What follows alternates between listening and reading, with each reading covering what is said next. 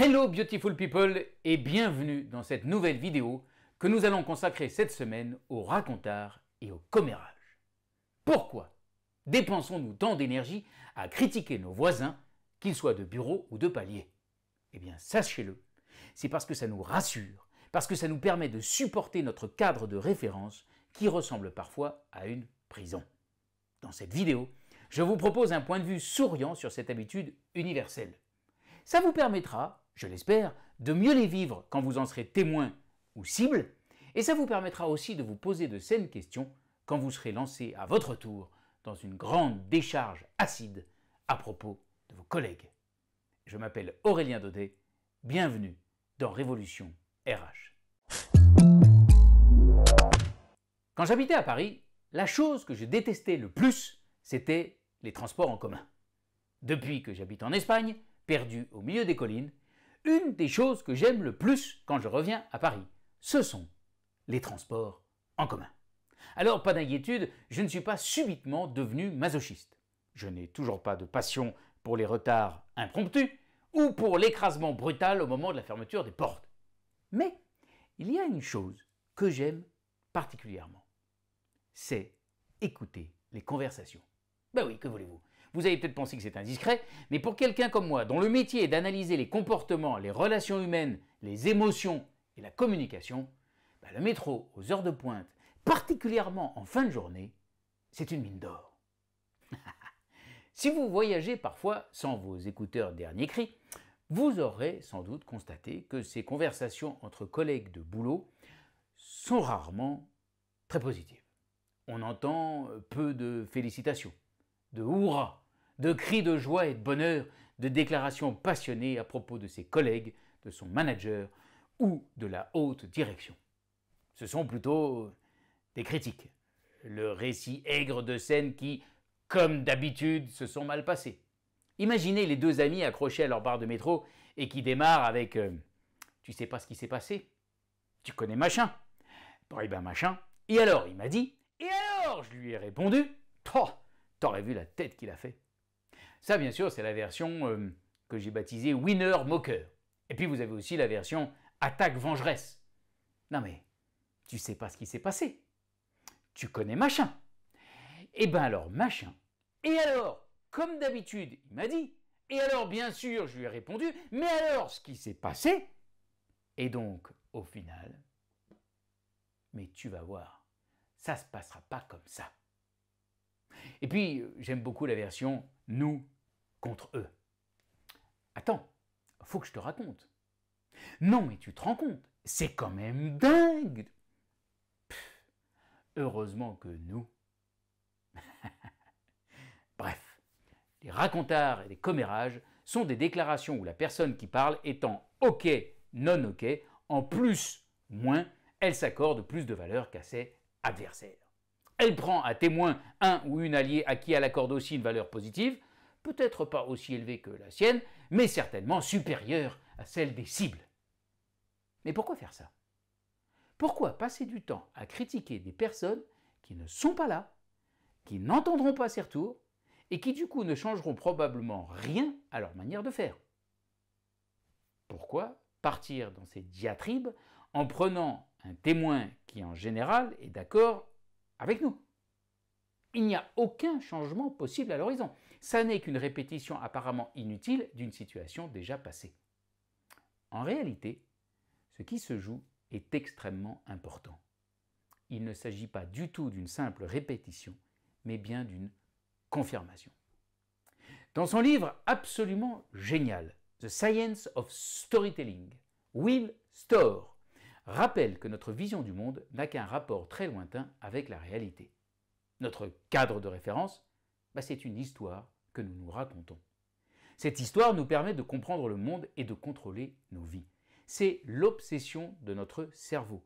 Nous donner une vision cohérente du monde qui nous entoure et des processus suffisamment testés pour nous permettre de rester en vie le plus longtemps possible, dans le meilleur état possible, en dépensant le moins d'énergie possible. Ce système interne n'est pas parfait. Il est même bourré de défauts. Mais il fonctionne, puisque nous sommes encore en vie. Donc, le cerveau va le défendre bec et ongles. Wilster explique au début de la deuxième partie de son bouquin l'hallucination contrôlée, que nous considérons comme la réalité à l'intérieur de la boîte noire et silencieuse de nos crânes, est déformée par des informations erronées.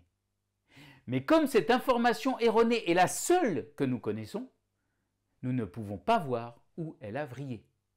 Lorsque les gens nous disent que nous nous trompons, que nous sommes cruels et que nous agissons de manière irrationnelle, nous cherchons frénétiquement un moyen de rejeter chaque argument qu'ils nous présentent.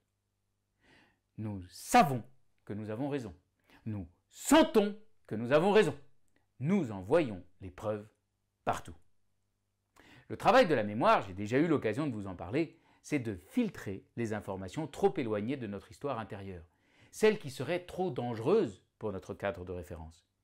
Et au final, son but, c'est de ne garder que les informations qui, justement, prouvent que nous avons raison de penser ce que nous pensons. D'ailleurs, je me souviens que ce jour-là, il m'a dit, et nous avons effacé tout ce qui pourrait prouver que machin ne se comporte pas toujours comme ça, que tout le monde ne pense pas la même chose de machin, bref, que machin n'est pas un salaud. Comme l'explique le psychologue Dan McAdams, cité par Wilster, nous cherchons à comprendre notre vie comme un grand récit, et nous reconstruisons le passé et nous imaginons l'avenir de manière à lui donner un semblant de finalité, d'unité et de sens.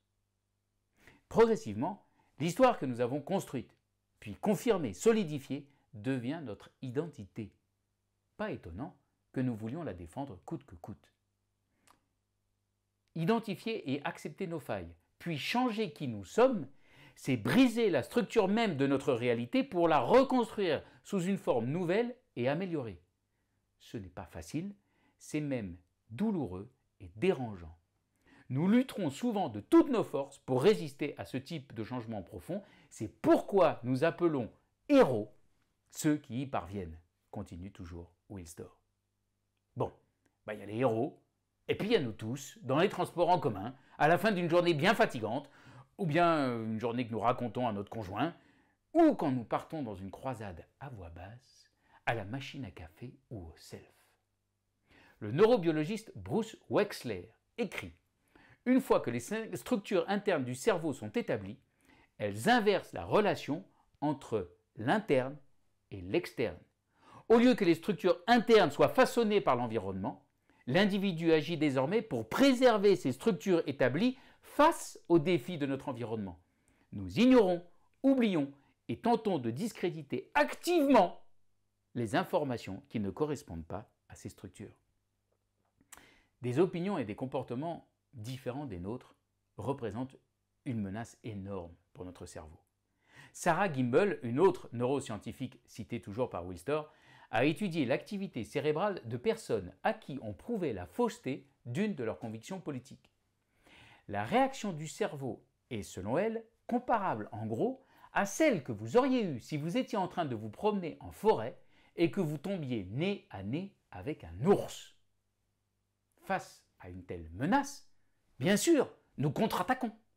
Et plus nous avons du mal à rabaisser, à détruire, à effacer les opinions ou les comportements divergents de notre vision du monde, plus nous allons paniquer.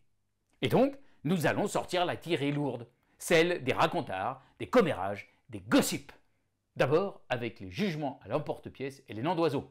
Bah oui, que veux-tu, c'est un abruti, c'est une manipulatrice, un égoïste, une imbécile, un fainéant, une séductrice, etc. Et puis, nous allons chercher des alliés. Comme le dit toujours Wilster, avec ses alliés, ces personnes qui pensent comme nous, qui voient le monde comme nous pouvons passer des heures à discuter de nos ennemis neuronaux, à énumérer tout ce qui les rend horribles, et cela nous semble dégoûtant et délicieux, et c'est un tel soulagement. Critiquer, bitcher, gossiper, c'est donc un moyen de défendre ce que nous avons de plus précieux, nos croyances les plus essentielles. Si quelqu'un vient me parler de sa vision de l'arithmétique ou de sa passion pour les émissions pour enfants des années 80, moi en tout cas, il y a peu de chances que je me sente menacé. En revanche, s'il vient me parler de la manière dont il pense qu'il faut faire mon job, ou de la manière dont il faut élever les enfants, si j'étais père de famille, ben, il est nettement plus probable que je me braque. Alors aujourd'hui, quand je suis dans le métro et que j'écoute quelqu'un critiquer vertement un de ses collègues, je me dis que cette personne est en train de défendre quelque chose de très précieux pour elle. Et donc, pour une RH, c'est une information précieuse. Indirectement, la personne me donne des leviers pour la convaincre. Elle me donne les points chauds dans son cadre de référence, ce qui est vital pour elle. Et puis, les commérages ont une autre utilité. Quand nous défendons bec et ongles certaines de nos croyances, c'est peut-être aussi contre nous-mêmes que nous les défendons. Une partie de nous a peut-être commencé à bouger, à abandonner telle ou telle croyance pour s'ajuster à de nouvelles envies ou à des changements dans le monde qui nous entoure. L'autre partie résiste, critique, se débat, dénigre chez les autres des choses que nous commençons à voir chez nous, qui nous attirent sans que nous en soyons totalement conscients. Je pense par exemple à une RH qui était très acide contre d'une de ses collègues. Elle disait « Ouais, elle a la belle vie, elle ». Elle disait des choses telles que « Oh, bah peut-être qu'au fond elle a raison. Ah, elle fait strictement ses heures, hein, on ne peut rien lui reprocher. Elle est pile poil dans le 9-18 heures. Pas une minute de plus. » Sous-entendu, moi je me crève à la tâche, je bosse beaucoup plus qu'elle et je n'ai pas plus de reconnaissance pour autant. Quand je lui ai demandé pourquoi elle était aussi en colère contre cette personne qui n'avait finalement transgressé aucune règle, elle le reconnaissait elle-même. Cette personne faisait ce qui lui était demandé. La réponse a fusé. Parce que si tout le monde bossait comme elle, forcément ça n'irait pas très loin. Parfois, il faut savoir faire un peu plus que le strict minimum, tu dois t'engager pour aider tes collègues. J'ai confronté le « tu » en demandant si elle me parlait à moi ou si elle me parlait de moi. Réponse mais non, mais tu vois bien ce que je veux dire. Bien sûr, j'ai répondu que non, je ne voyais pas, et je lui ai demandé de m'expliquer en mettant un « je » sur ce qui lui appartenait à elle. Et elle a dit alors je ne comprends pas qu'elle ne bosse pas comme moi, voilà. Et quand nous avons continué à creuser, elle s'est aperçue que la raison profonde de sa colère, c'était qu'elle était très envieuse de la manière dont sa collègue gérait sa vie professionnelle. Au fond, elle trouvait que c'était une manière beaucoup plus saine. Mais elle ne voyait pas du tout comment adopter cette attitude, parce que c'était encore trop éloigné de tout ce qu'elle avait mis en place au cours des années, ces habitudes qui lui avaient permis d'arriver là où elle en était et qui lui semblaient beaucoup trop profondément ancrées. Quand nous sommes lancés dans une grande partie de racontard, de cancan, demandons-nous ce que cela raconte sur nous. Peut-être que c'est l'indicateur de notre prochain changement, de notre chemin de croissance. Et nous résistons encore, parce qu'une partie de nous en a peur. Mais de l'angoisse à l'excitation, il n'y a qu'un pas. Il faut regarder vers l'avant et nous concentrer sur la joie potentielle, au lieu de regarder vers l'arrière et voir ce dont nous ne voulons sans doute déjà plus. Très bonne semaine à tous. Très belle année à tous. Parce que j'espère que cette année, tout le monde, enfin, va savoir que à RH puissante, entreprise puissante.